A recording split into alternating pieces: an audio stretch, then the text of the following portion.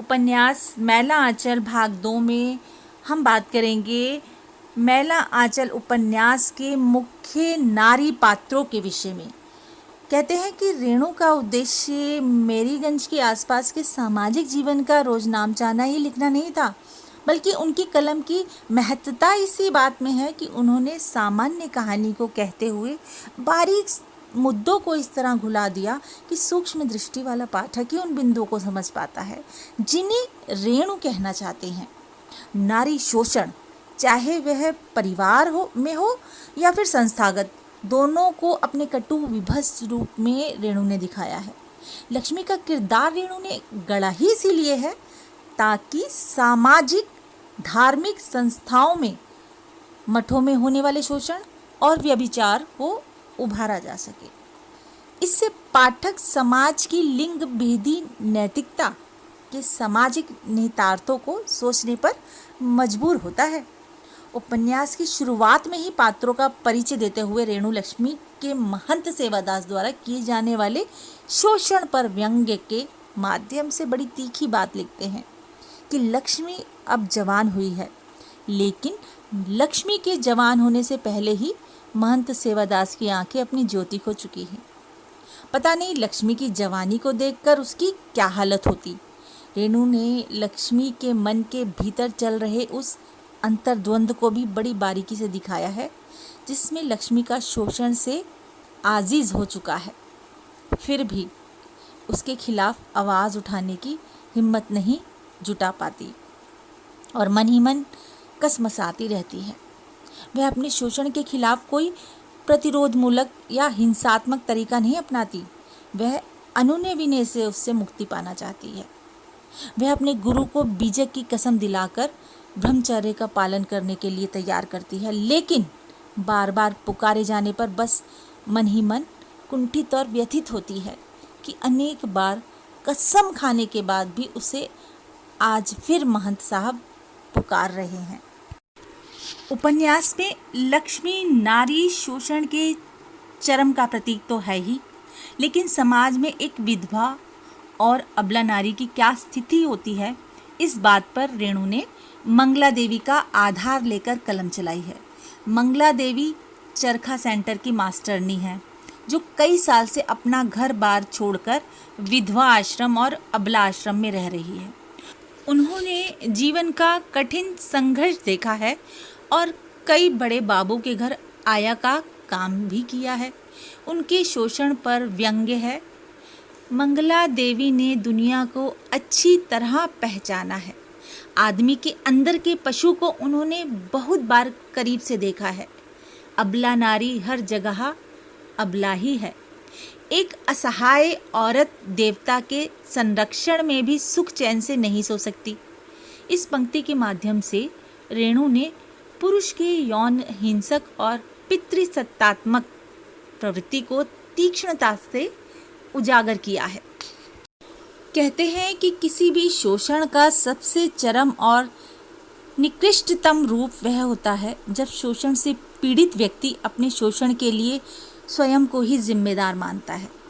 दलित विमर्श में इस बात को बहुत जोर शोर से उठाया जाता है कि धर्म ग्रंथों का लेखन ही इस प्रकार से हुआ है कि संस्थागत और सामाजिक शोषण के बावजूद भी दलितों को ही स्वयं इसके लिए जिम्मेदार माना गया है। आजकल स्त्रीवादी पारिवारिक संरचना और पितृसत्तात्मक व्यवस्था को इसी आधार पर चुनौती देते हैं कि शोषण होने से भी ज़्यादा खराब है कि धर्म में स्त्री के शोषण को सही और जायज़ ठहराया गया है। एक लंबे अंतराल तक धर्म के आधार पर पालन पोषण और सामाजिक संरचना में पले बड़े व्यक्ति को इस शोषण का पता ही नहीं चलता, चाहे वह शोषक हो या शोषित। वह अपने इस शोषण पर अपने पूर्व जन्म, अपने कृत्यों या अपने दुर्भाग्य को ही दोष देता है। उपन्यास में रेणु ने लक्ष्मी के माध्यम से इस मानसिक द्वंद्व को दिखाया है, जिसमें लक्ष्मी महंत के व्यभिचार का दोष स्वयं को ही देती है कि उसके मठ में रहने के कारण महंत अपनी इंद्रियों पर वश नहीं कर सके और इंद्रियों के अधीन हो गए। रेणु ने लिखा है कि लक्ष्मी सोचती है यह तो महंत साहेब का दोष नहीं, उसका भाग्य ही खराब है। यदि वह नहीं होती तो महंत साहब सतगुरु के रास्ते से नहीं डिगते। दोष तो लक्ष्मी का है, एक ब्रह्मचारी का धर्म भ्रष्ट करने का पाप उसके माथे है। यहाँ संथाली महिलाओं की स्थितियों को दर्शाते हुए भी रेणु ने आदिवासियों की स्थिति का भी बड़ा बारीक और मर्मांतक चित्रण किया है। उन्होंने दिखाया है कि गांव के कुछ चालाक लोग जमींदारों और तहसीलदार के साथ मिलकर किस तरह भोले भाले संथालों पर जुल्म करते हैं। उनकी औरतों का खुलेआम बलात्कार भी करते हैं। जोत की ज़मीन को लेकर दोनों के बीच हिंसक संघर्ष हो रहा है। और जैसा कि किसी दार्शनिक ने कहा है कि किसी भी युद्ध का सबसे गंभीर परिणाम औरतों को ही भुगतना पड़ता है। तीर कमान बंदूक से गांव वाले संथालों पर आक्रमण कर रहे हैं, उन्हें घेर कर मार रहे हैं और यहाँ पर उनकी पुरुषवादी मानसिकता भी साफ झलक रही है। वे खेत में छिपी हुई संथालों को घेर कर चिल्लाते हैं, एकदम फ्री आज़ादी है, जो जी में आवे करो, बूढ़ी जवान बच्ची जो मिले आज़ादी है, कोई परवाह नहीं, फांसी हो या काला पानी, छोड़ना नहीं। संथालनों के सामूहिक बलात्कार का रेणु बारीक और हृदय विदारक चित्रण करते हुए लिखते हैं कि संथालने रोती हैं, दर्द से छटपटाती हैं, फिर चिल्ला चिल्ला कर रोती हैं। पुरुषवादी सत्ता की लड़ाई में औरतों का क्या हर्ष होता है, इस बात का एकदम सटीक चित्रण इस उपन्यास में रेणु जी ने किया है। लेखक ने समाज की उस मानसिकता को दिखाया है जहां परिवार में लड़का वंश अर्थात गद्दी का वाहक है और लड़की एक पराया धन। लड़का लड़की को लेकर यह भेद तो हमारी संस्थागत और धार्मिक जड़ों से ही आया है, लेकिन लड़की पैदा होने के बाद भी पूरे जीवन उसके साथ होने वाला दोयम दर्जे का व्यवहार और असंवेदना की हद तक किया जाने वाला बर्ताव भी चिंता का विषय है। रेणु ने बड़ी बारीकी से इस पर व्यंग्य किया है। अपनी बेटी की बीमारी पर एक किसान बाप का डॉक्टर से यह कहना कि लड़की की जात बिना दवा दारू के ही आराम से हो जाती है, स्त्री के प्रति समाज में फैली निम्न मानसिकता का परिचायक है। रेणु ने फिर से व्यंग्य किया है कि बेचारे बूढ़े का इसमें कोई दोष नहीं। सभ्य कहलाने वाले समाज में भी लड़कियां बला की पैदाइश समझी जाती हैं। ग्रामीण समाज का सामाजिक ढांचा ही ऐसा रहा है जिसमें स्त्री का वस्तुकरण कर दिया जाता था। समाज में एक लंबे समय तक स्त्री को सिर्फ एक क्षुधा साधना और उपभोग की वस्तु माना गया। एक विशेष काल में स्त्री को पुरुषों द्वारा आदान प्रदान या क्रय विक्रय का जरिया समझा गया।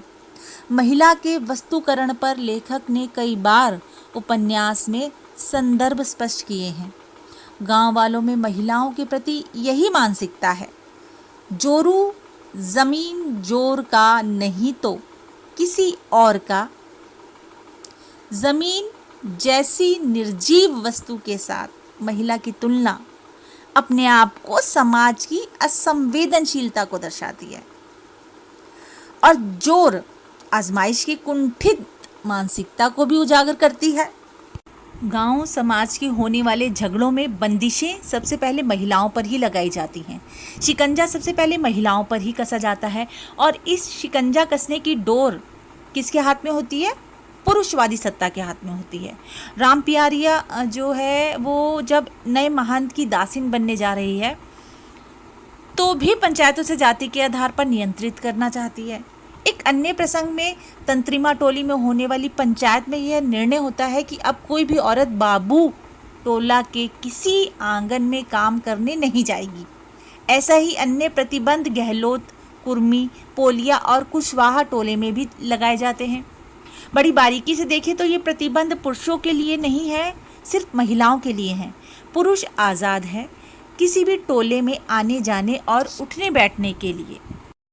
रेणु ने यह भी दिखाने की कोशिश की है कि जाति के आधार पर भी महिलाओं की आर्थिक, सामाजिक और यौन स्वतंत्रता, साथ ही उनके प्रतिमान भी अलग अलग हैं।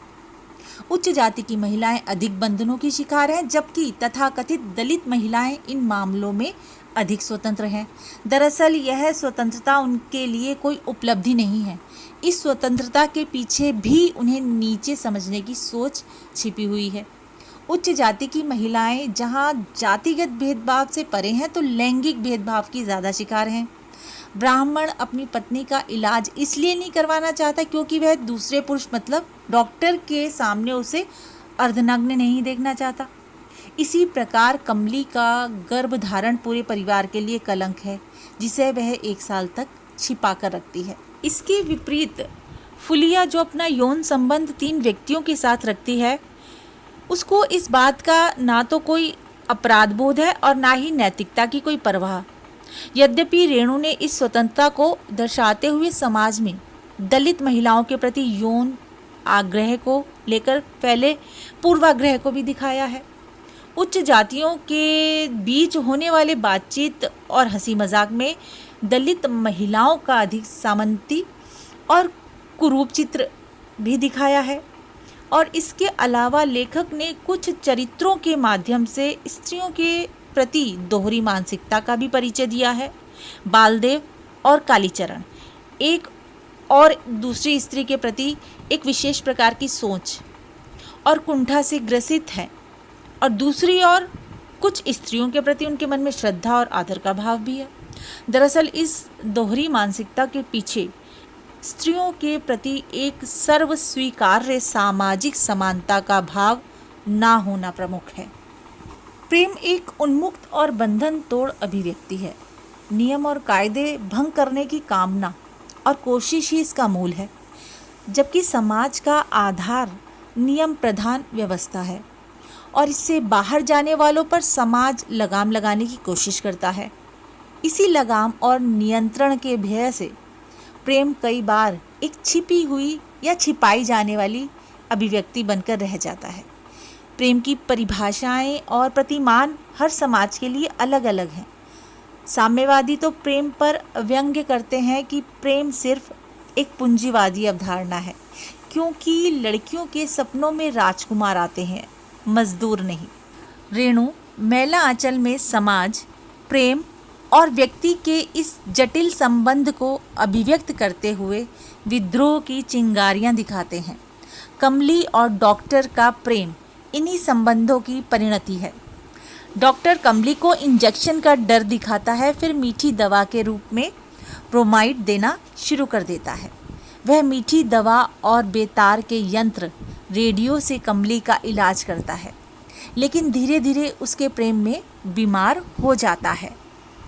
रेणु ने बड़ी ही सरलता किंतु साहस के साथ सामंती और पितृसत्तात्मक सामाजिक ढांचे के विरुद्ध जाकर कमली और प्रशांत का मिलन दिखाया है। समाज एक नियंत्रणकारी अवधारणा है और विवाह पूर्व प्रेम या यौन संबंधों में उसका सामूहिक चरित्र तो एक तानाशाह का ही होता है। समाज के लिए चरित्रहीनता की परिभाषा बड़ी उथली और नाजुक है। रेणु दिखाते हैं कि कमली के कुंवारी माँ बनते ही समाज की नज़र में उसका आंचल मैला हो गया है। उसकी अपनी माँ ही उसकी अवस्था पर कहती है, यह क्या रे अभागी, हतभागिन, आंचल को मैला मत करना बेटी, दुहाई। रेणु ने कमली और प्रशांत के चरित्र और प्रेम संबंध के माध्यम से इस स्त्री मुद्दे को एक विशेष दिशा दी है। मैला आंचल को प्रेम कहानियों का दस्तावेज भी कह सकते हैं।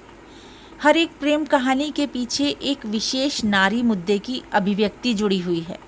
प्रशांत और कमली की प्रेम कहानी, ममता और प्रशांत की कहानी, बालदेव और लक्ष्मी की कहानी, मंगला और कालीचरण की कहानी, खलासी बाबू और फुलिया की कहानी, फुलिया और सहदेव मिसिर की कहानी, और अंग्रेज साहब मार्टिन और गोरी मेम की कहानी। इस तरह हम देखते हैं कि रेणु के उपन्यासों में ग्रामीण स्त्री का जो स्वरूप हमारे सामने आता है, वह ग्रामीण दिनचर्या का हिस्सा बनकर आता है। वहाँ हमें कहीं भी अधिकारों के प्रति कोई सजगता नहीं दिखाई देती। वहाँ स्त्री सिर्फ एक ही भाव को लिए हुए दिखाई देती है और वह है देह तथा मन का भाव। रेणु के उपन्यासों को पढ़ने के बाद पता चलता है कि गांव में सिर्फ एक जीवन साथी मिल जाना ही स्त्री जीवन की पूर्णता का परिचायक है। इसके अतिरिक्त उनमें नवीनता की कोई उमंग खोजना, अधिकारों के प्रति सजग होना, शोषण के विरोध में आवाज़ उठाना सभी नामुमकिन चीज़ें हैं।